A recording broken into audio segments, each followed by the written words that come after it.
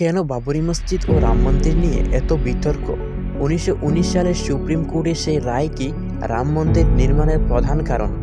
22শে জানুয়ারি অবশেষে সেই স্থানে রাম মন্দিরের প্রাণ প্রতিষ্ঠা করা হলো। 500 বৎসরের ইতিহাসের পরিসমাপ্তি ঘটল 22শে জানুয়ারি 2024 সালে। এর আগে 1992 সালের 6 ডিসেম্বর পর্যন্ত এই স্থানে দাঁড়িয়েছিল বাবরি মসজিদ। বলা হয় 1928 সালে সেই মসজিদ তৈরি করা হয়েছিল এবং দাবি করা হয় একটি মন্দিরের ওপরেই এই মসজিদ তৈরি করা হয়েছিল। তবে বাবরি মসজিদ আজ নেই, তার স্থানে তৈরি হয়েছে বিশাল রাম মন্দির। বলা হচ্ছে প্রায় 500 বৎসর পর রামলালা ঘরে ফিরলেন। এক নজরে দেখে নিন সেই 500 বৎসরের ইতিহাস। 1528 সালের দাবি, মুঘল সাম্রাজ্য চলাকালীন মীর বাকি এই বাবরি মসজিদ তৈরি করেছিলেন। 1885 সালের কথা, মহন্ত রঘুবীর দাস ফৌজাবাদ আদালতের মামলা দায়ের করে অভিযোগ করেন যে স্থানে বাবরি মসজিদ তৈরি করা হয়েছে সেটি আদতে রাম জন্মভূমি। তবে সেই মামলা খারিজ করে দিয়েছিল আদালত। 1949 সালের 22শে ডিসেম্বরের কথা, বিতর্কিত কাঠামোর বাইরে একটি জায়গায় রামের মূর্তি প্রতিষ্ঠা করা হয়। 1950 সালে ফৌজাবাদ আদালতে ফের একটি মামলা দায়ের করা হয়। এবার মামলাটি করেন গোপাল সিমলা বিশারদ নামে এক ব্যক্তি। 1950 সালে ফৌজাবাদ আদালতে ফের একটি মামলা দায়ের করা হয়। এবার মামলাটি করেন গোপাল সিমলা বিশারদ নামে এক ব্যক্তি। যে রামের মূর্তি প্রতিষ্ঠা করা হয়েছে সেখানে পূজা করার জন্য আদালতের কাছে অনুমতি চেয়ে সেই মামলা করেছেন তিনি। 1959 সালের নির্মোহী আখড়া এই বিতর্কিত 2.7 একর জায়গা ফিরিয়ে দেওয়ার জন্য ফের একটি মামলা দায়ের করেন। আবার 1961 সালে এবার বিতর্কিত জমি মুসলিমদের ফিরিয়ে দেওয়ার দাবি করেন এক ব্যক্তি, তিনি আদালতে মামলা দায়ের করেন। 1981 সালের কথা, উত্তরপ্রদেশের সুন্নি ওয়াকফ বোর্ডের তরফে একটি মামলা দায়ের করা হয়। দাবি করা হয় এই জমি তাদের ফিরিয়ে দিতে হবে। 1985 সালে আবার দীর্ঘ শুনানির পর আদালতের তরফে নির্দেশ দেওয়া হয় এই জায়গায় পুজো করতে পারবে হিন্দুরা। এরপর আবার 1989 সালে বিশ্ব হিন্দু পরিষদের ভাইসরয় প্রেসিডেন্ট দেওকি আগরওয়াল একটি মামলা দায়ের করেন এবং জমি ফিরিয়ে দেওয়ার আবেদন জানান। 1992 সালের 6 ডিসেম্বরের কথা, বিতর্কিত জমিতে বাবরি মসজিদের কাঠামোকে ভেঙে ফেলে কয়েক হাজার করসেবক, বিজেপি প্রতিষ্ঠাতা লালকৃষ্ণ আডবাণী, মুরলী মনোহর যোশীদের বিরুদ্ধে উস্কানি দেওয়ার অভিযোগ উঠে।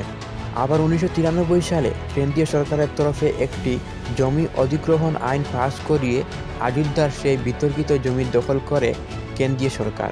সেই বছরই এলাহাবাদ হাইকোর্টে একাধিক রিট পিটিশন দাখিল করা হয়।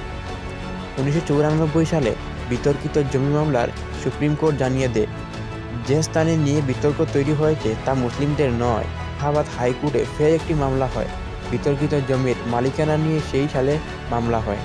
2003 সালে এলাহাবাদ হাইকোর্ট নির্দেশ দেয় এই বিতর্কিত এলাকায় কোনো ধর্মীয় অনুষ্ঠান করা যাবে না, কোনো ধর্মের মানুষই এই জমি ব্যবহার করতে পারবে না।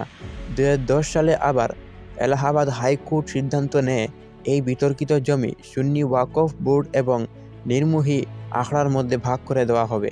আবার 2011 সালে জমি ভাগ করে দেওয়া নিয়ে 2010 সালে হাইকোর্ট যে নির্দেশ দিয়েছিল তার উপর স্থগিতাদেশ জারি করে সুপ্রিম কোর্ট। 2016 সালে বিজেপি নেতা সুব্রহ্মণ্য স্বামী সুপ্রিম কোর্টে একটি মামলা দায়ের করেন। বিতর্কিত জমিতে রাম মন্দির তৈরির অনুমতি দিতে হবে বলে দাবি করেন তিনি। 2017 সালে তৎকালীন বিচারপতি জে.এস. খেহর পুরো বিষয়টি আদালতের বাইরে আলোচনার মাধ্যমে মিটিয়ে দেওয়ার প্রস্তাব দেন। এদিকে 1994 সালের আদালতের দেওয়া রায়কে চ্যালেঞ্জ জানিয়ে সুপ্রিম কোর্টে মামলা দায়ের করে উত্তরপ্রদেশ শিয়া ওয়াকফ বোর্ড। উত্তরপ্রদেশ শিয়া ওয়াকফ বোর্ডের তরফে আদালতের কাছে জানানো হয় অযোধ্যায় রাম মন্দির তৈরি করা হোক এবং লখনউয়ে মসজিদ তৈরির অনুমতি দেওয়া হোক। এরপর সেই বছরই 1 ডিসেম্বর সুপ্রিম কোর্টে মামলা দায়ের করে 32টি সংগঠন। ওয়াকফ বোর্ড ও রাম মন্দির ট্রাস্টের মধ্যে দিয়ে জমি ভাগ করে দেওয়ার বিষয়ে এলাহাবাদ হাইকোর্ট যে রায় দিয়েছিল সেই রায়কে চ্যালেঞ্জ করে তারা। 2018 সালে আবার সুপ্রিম কোর্টে এই মামলার শুনানি শুরু হয়। 2019 সালে তৎকালীন বিচারপতি রঞ্জন গগৈয়ের নেতৃত্বে 5 বিচারপতি সাংবিধানিক বেঞ্চ গঠন করে সুপ্রিম কোর্ট। সেই বছর 9 নভেম্বর সুপ্রিম কোর্ট জানিয়ে দেয় কেন্দ্রীয় সরকারের তরফে একটি ট্রাস্ট গঠন করে বিতর্কিত জমিতে রাম মন্দির তৈরি করা হবে।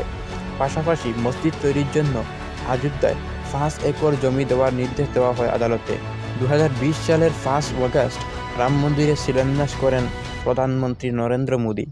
আবার 2024 সালের 22 ডিসেম্বর শ্রীরামের নতুন এক বিগ্রহের প্রাণ প্রতিষ্ঠা করেন প্রধানমন্ত্রী নরেন্দ্র মোদী।